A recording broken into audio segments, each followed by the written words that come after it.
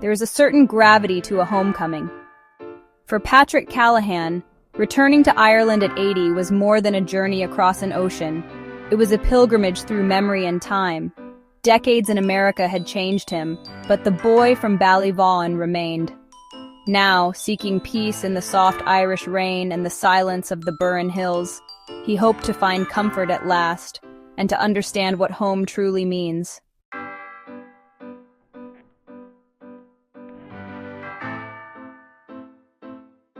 Patrick fled a harsh Ireland. Poverty, hunger, and cold haunted his childhood. America was chaos and hope, a place to start over. He built a family, embraced a new life, but memories of Ireland lingered. Now, as America's promise falters, he faces a new uncertainty. Is he trading one storm for another, leaving the noise of a new world for the silence and ghosts of the old?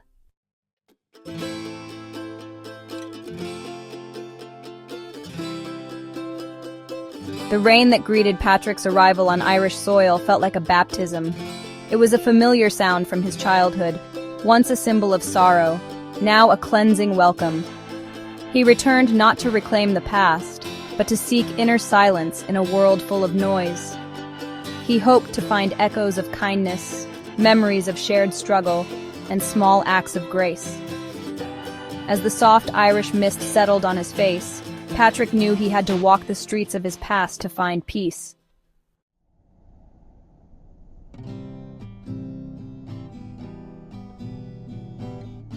The drive from Shannon Airport to Ballyvaughan was a quiet affair, a slow unwinding of the years.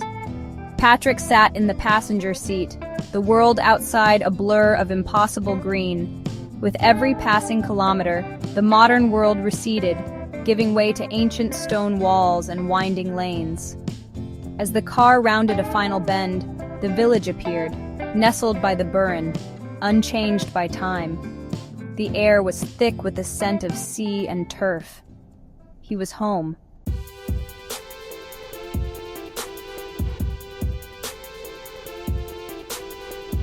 Driving slowly through the main street was like navigating a dream. Every building, every corner, every weathered signpost was a trigger for a memory he thought he had buried deep. There was the pub, its paint faded, but its name, O'Loughlin's, still proudly displayed. He remembered pressing his face against its window as a boy, watching his father inside. The small shop where his mother sent him for bread now had a modern sign, but the doorway was still narrow, the windows still small. The old schoolhouse was now a community hall, but the shape, the high windows, the slate roof, it was all achingly familiar.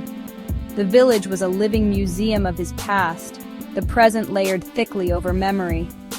He was a stranger here, but knew the secrets of every stone.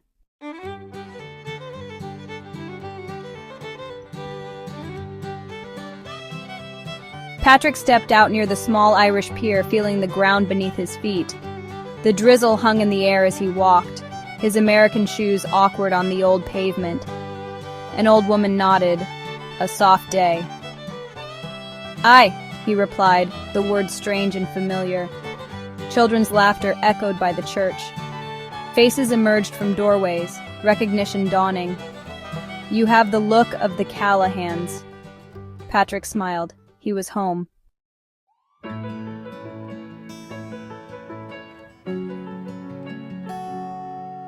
When Patrick Callahan returned to Ballyvaughan, whispers filled the village. He was a ghost from the past, stirring memories in every kitchen and pub.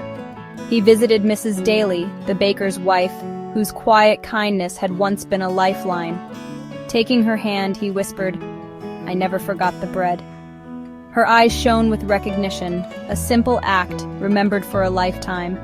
In Ballyvaughan, kindness was the true currency of memory.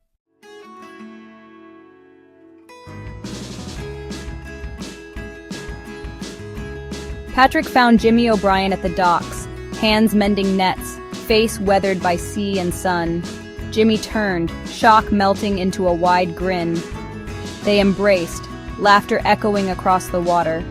For a moment they were boys again, sharing stories and a flask, the taste of whiskey sharper than memory.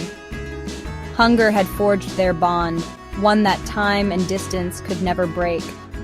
Some places never leave you. They live on in your bones, and in the faces of friends who remember.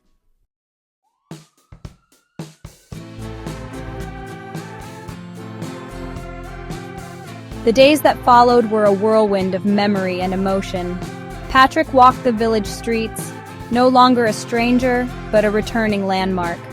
With each person he met, another piece of his past clicked into place. He shared a pint with men who remembered his father, not just as the drinker who lost his wages, but as a man who could sing a song that would break your heart. They told stories that painted a more complex picture of the man he had only known through a child's eyes, adding shades of gray to a memory that had been stark black and white.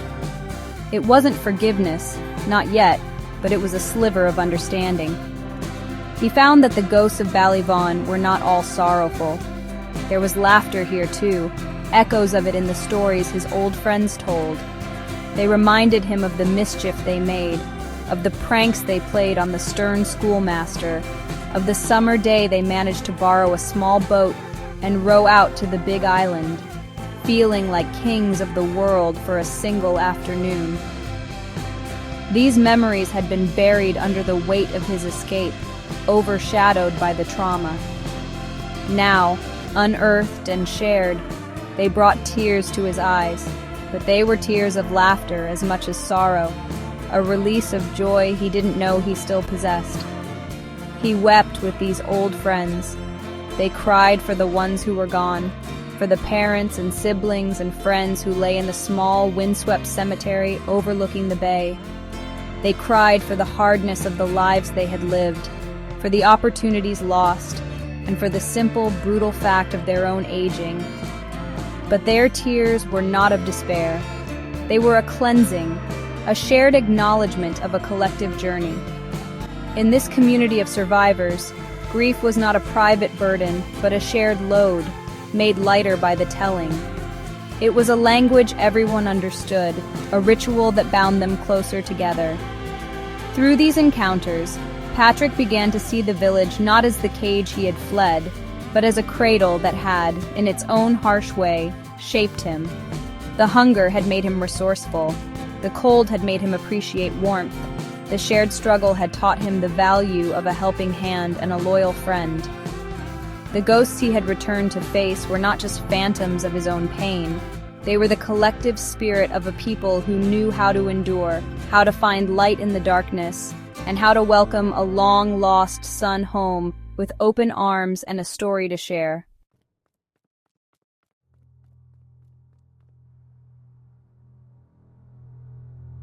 After days spent reconnecting with the living, Patrick knew he could no longer avoid the dead. He set out alone, walking the overgrown lane he'd once run down as a boy, memories heavy with every step. The village below looked peaceful, but he felt both the boy who fled and the old man who returned. Rounding the last bend, he saw the ruined house, more skeleton than shelter, nature reclaiming what sorrow left behind.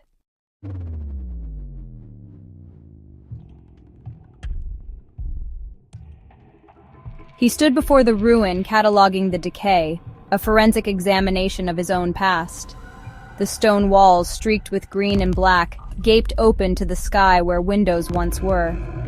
He remembered his mother stuffing rags in the cracks, fighting the Atlantic wind. Now even her sorrow could not hold the roof up. Inside, only rubble and weeds remained. The hearth, the beds, the table, all gone. Yet in his mind, every detail was vivid. The cold, the hunger, the fear of his father's footsteps. This was not a monument, but a wound, one he had never outrun. The scars burned anew as he faced the place he once fled.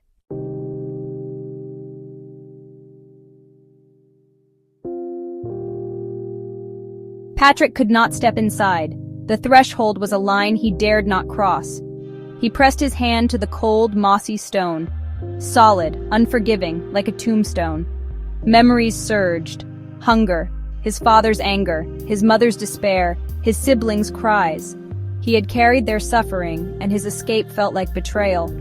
Rain streaked the ruin, a symbol of all that broke his family. Poverty, isolation, a system with no hope. This was his burden alone, the epicenter of his family's tragedy. There was no closure, only the evidence of what he survived. He turned away, rain and tears mingling as he walked down the hill.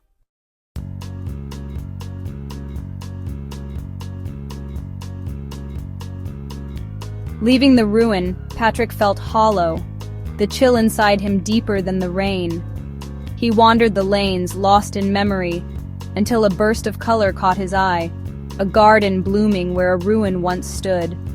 Amidst the flowers, a man tended the earth with gentle devotion. Patrick watched, seeing in the act a quiet defiance against decay. The man rose, his face kind, his eyes warm, and greeted Patrick with a nod and a smile. "Good morning, sir," he said, his accent foreign, melodic. The sound carried the story of another place, another history. In that moment, hope broke through Patrick's grief.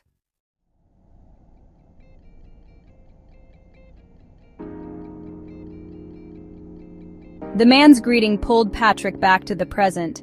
He returned the nod, curiosity flickering through his sorrow. "You're not from around here, are you?" Patrick asked. The man smiled. "No, I am from Gaza." The word hung heavy, a name Patrick knew from distant headlines. "I came to Ireland for peace," Amir said, his voice quiet but resolute. In that instant, the distance between them shrank. Two men, both searching for peace. "I'm Patrick," he offered, extending a hand. "I am Amir," came the reply. And in the rain, two fractured worlds met.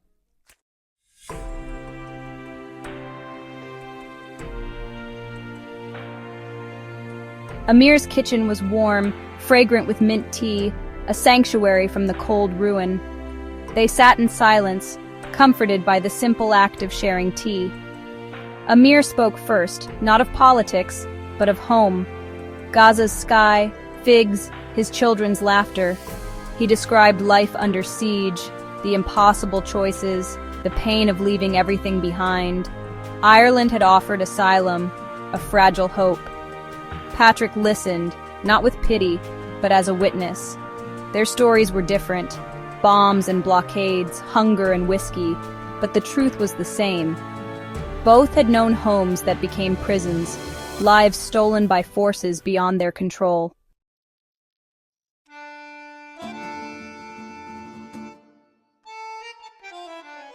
When Amir's story ended, a profound silence filled the small kitchen.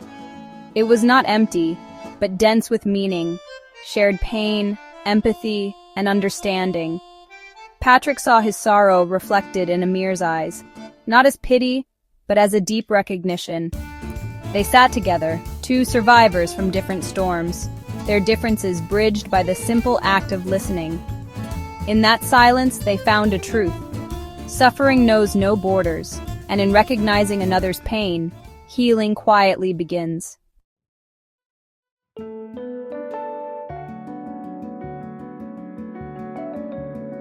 Patrick's lonely walks soon led him to Amir's bungalow, where a quiet friendship blossomed. They shared tea, stories, and simple meals, finding comfort in each other's company. Patrick grew fond of Amir's daughter, Yasmin, whose laughter filled the garden with hope. In this quiet Irish village, two men from distant worlds found a new kind of homecoming, together.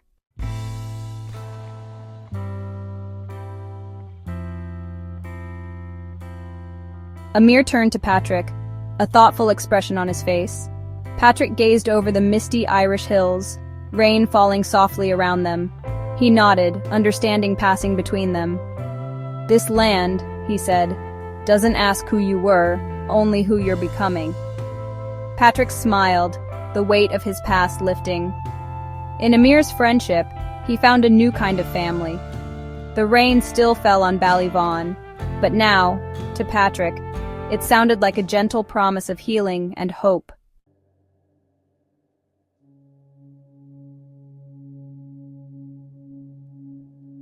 Patrick Callahan made a quiet decision. He would stay in Ballyvaughan, not return to America. The life he'd built there belonged to another chapter. Here, he found something precious. a reason to stop running. He wrote to his children, "I am safe and well." He spoke of Amir, a friend found in the rain, and Yasmin, a beacon of hope. The warmth of friendship had mended something in him. For the first time, Patrick was truly home.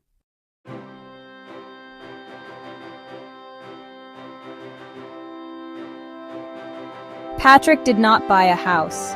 He did not need one. His world had become small and simple, contained within the borders of the village and the friendship he had found there. He continued to stay at the guest house, and his days fell into a gentle, repeating rhythm. He would walk, he would visit with his old friends at the pub, and most days he would make his way to the small bungalow where Amir and Yasmin lived.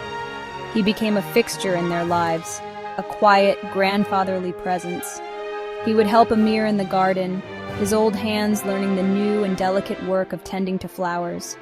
He would watch Yasmin play, her laughter a constant, joyful melody against the backdrop of the gray sky.